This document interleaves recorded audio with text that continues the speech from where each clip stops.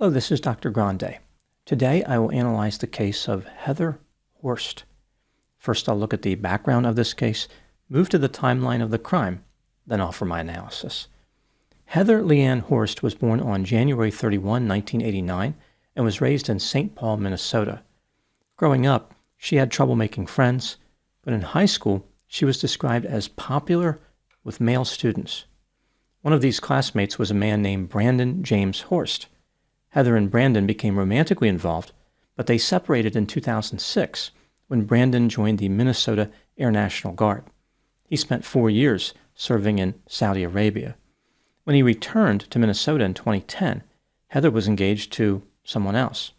She promptly broke off the engagement and resumed her romantic relationship with Brandon.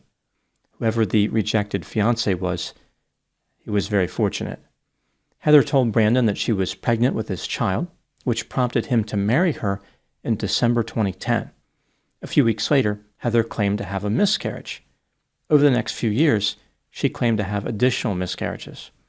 Heather and Brandon lived in a 3-bedroom, 1,100-square-foot house on Bellows Street in St. Paul. Heather went to school to be a nurse, and Brandon continued his career in the military.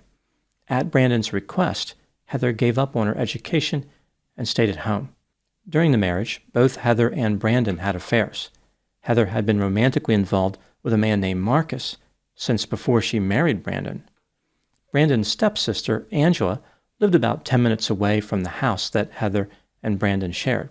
She was in a 1-bedroom apartment with her boyfriend, Aaron William Allen.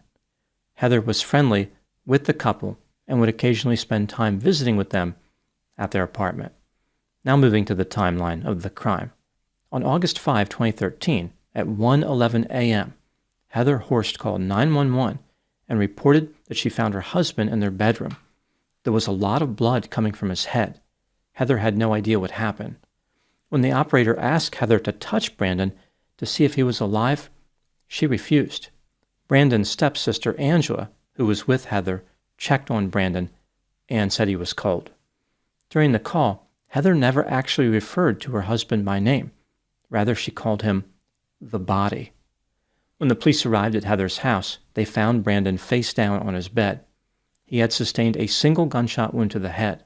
A spent 9mm case was on the bed. No firearm was found at the scene, and a high-point 9mm pistol was missing from a wine cabinet. Nothing else appeared to be missing from the house. Here is the story that Heather supplied to the police. One day earlier, on August 4, Brandon returned from work at about 10:30 p.m. Right before bed, Heather realized that she was out of melatonin, which she regularly took as a sleep aid. She picked up Angela, and the women drove to a Walgreens store. When they returned home after midnight, now on August 5, Heather discovered Brandon's body in the bed. As the investigation continued, the police spoke to several people, including Angela's boyfriend, Aaron. Eventually, Aaron confessed to the murder and indicated that he did not act alone. Here is the theory of the crime the police developed based on this confession and other evidence. On August 4, at about 10 a.m., Heather showed up at Angela's apartment. Heather claimed that Brandon physically attacked her after learning that she was pregnant. This attack caused a miscarriage. Heather proclaimed, "I want him dead." Aaron and Heather developed a plan to murder Brandon. Initially, the plan involved 2 of Aaron's friends as well. The 2 men would hold down Brandon as Aaron cut his throat. The alleged conspirators went to a couple of stores and purchased black clothing to be used in the murder, but the other 2 men lost interest in the conspiracy and wandered off. Now Heather and Aaron were the only 2 people moving forward with the murder plan.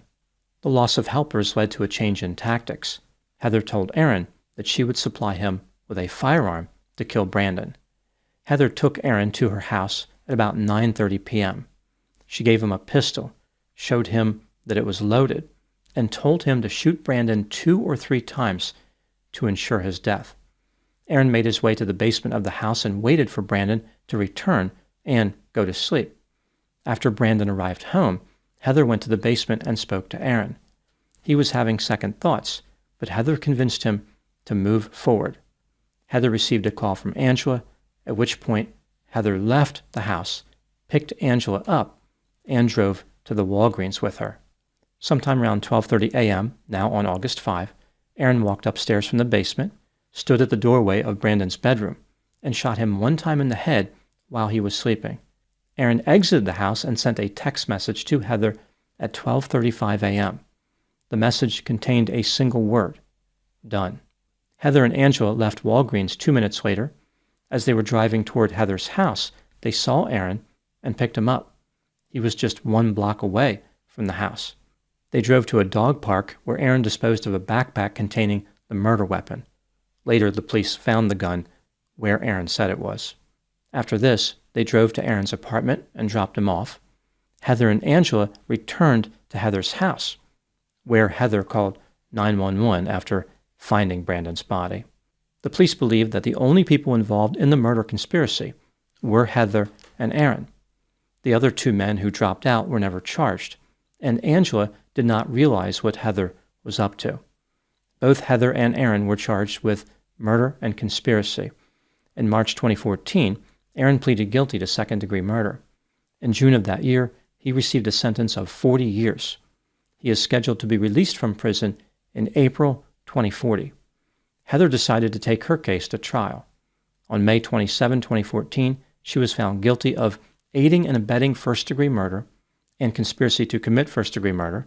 She was also found guilty of aiding and abetting second-degree murder and conspiracy to commit second-degree murder. Heather was sentenced to life in prison without the possibility of parole. Now moving to my analysis. There is no question that Aaron Allen was guilty of murder.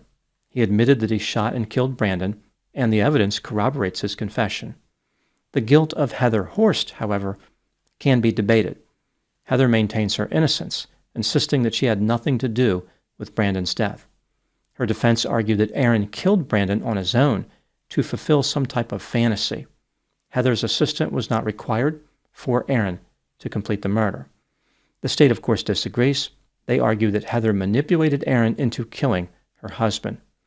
This brings me to the question, was Heather guilty of murder? Let's take a look at the evidence both for and against the idea that she was guilty, starting with the inculpatory factors. Heather had a history of dishonesty. She told people that she had several miscarriages and that Brandon had caused them through physical violence. In reality, Heather had never been pregnant. Heather also told various people that she had ovarian cancer and spinal cancer. The marriage between Heather and Brandon involved infidelity on both sides. Not long before he was murdered, Brandon found out that Heather was cheating, and he planned to divorce her. Brandon earned the money in the relationship. Heather was frightened by the prospect of losing her house, her car, and her dogs. Furthermore, she was concerned that her family would disown her if she divorced Brandon. From Heather's perspective, it would be a lot better if Brandon could have just died. Aaron confessed that he murdered Brandon at Heather's request. They were in a conspiracy. His assertion is partially corroborated by witnesses who heard Heather insisting that Brandon needed to die. Heather allegedly told Aaron that Brandon had a $1 million life insurance policy, and she would pay him $100,000 to kill him.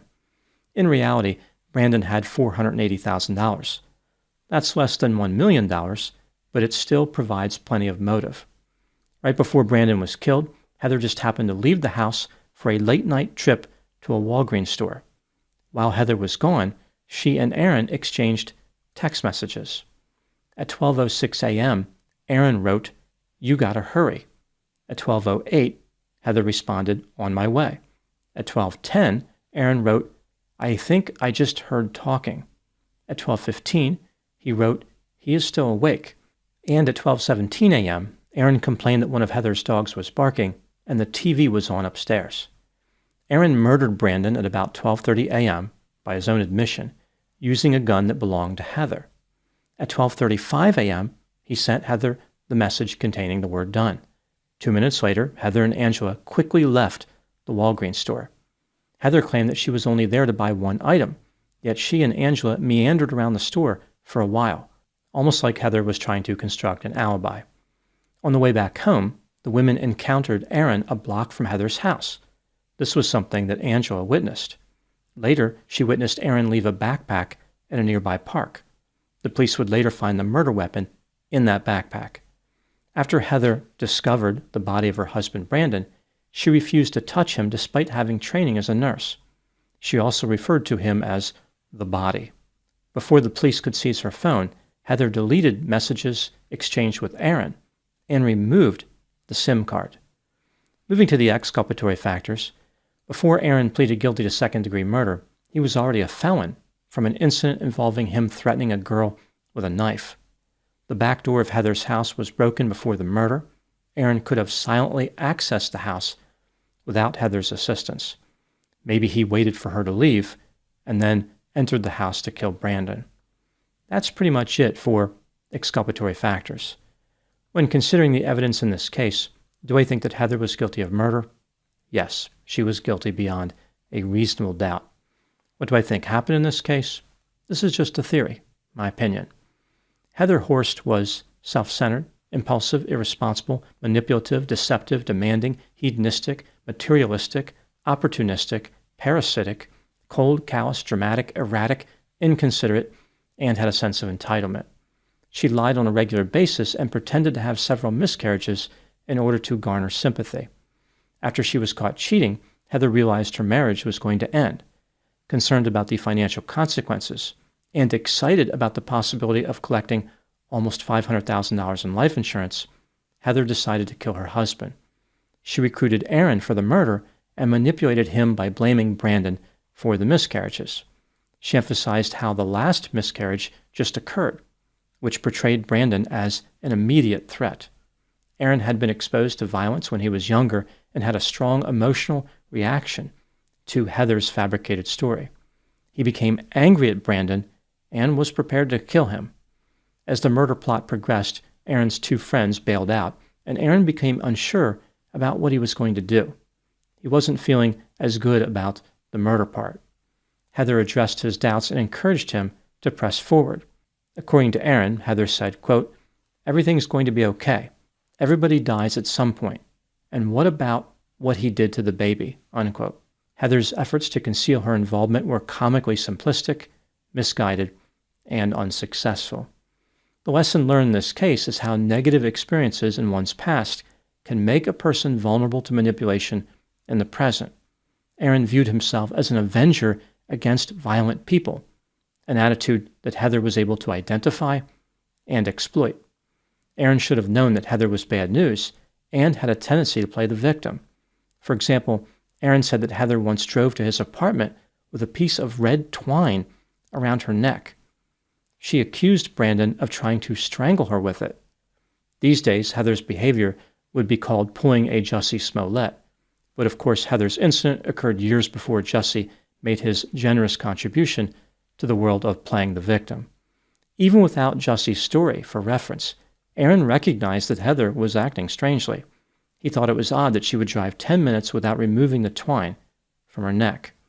This, along with the other clues, should have made Aaron suspicious of Heather, but she was still able to manipulate him easily. This murder occurred for a few reasons, but one critical factor was Heather finding a gullible and emotional hitman to do her bidding.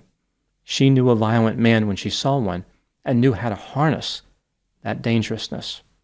Over the years, Heather had developed confidence when it came to manipulating men, especially men with extremely low standards. Those are my thoughts on the case of Heather Horst. Thank you so much for watching. I'll talk to you soon.